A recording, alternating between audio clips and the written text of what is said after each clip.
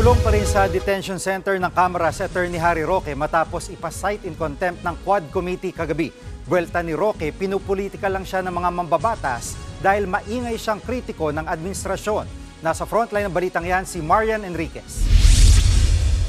Nakangiti at nakataas pa ang kanang kamay ni Attorney Harry Roque nang ihatid ng House Sergeant at Arms sa detention center ng Kamara kagabi.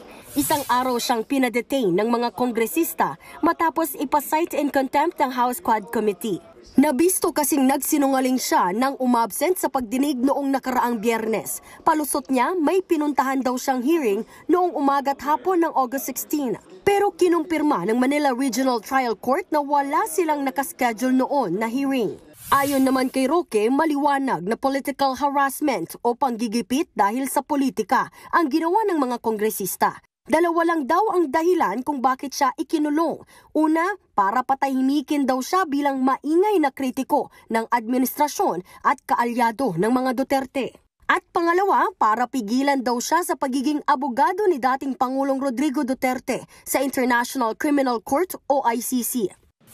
Bantay sarado ng mga miyembro ng Philippine National Police at ng Legislative Security Bureau itong detention center nito kung saan nga nakadetain si dating presidential spokesperson Harry Roque matapos ma-cite in contempt ng Quad Committee kahapon. Isang araw lang yung ipinataw sa kanyang parusa kaya ngayong alas 9 ng gabi inaasahang makalaya na rin siya.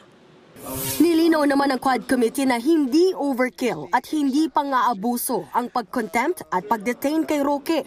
Binuweltahan din nila ang mga bumabatiko sa mismong pagdinig ng komite. They can say whatever they want to say. No? In fact, mula nagkumpisa itong Quadcom, marami na pong bumabatiko. Sinasabi nila na ito daw ay politically motivated, ito daw ay witch hunt. Kung merong along the way ay may tatamaan, may masasagasaan, kung yan ang katotohanan, yan po ang aming ilalabas.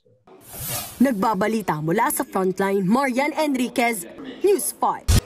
Mga kapatid, Jiggy Manikad po, iba na ang may alam at may pakialam sa panahon ngayon. Para sa konkreto, kumpleto at komprehensibong balitaan sa Frontline, mag-follow at mag-subscribe sa social media pages ng News 5.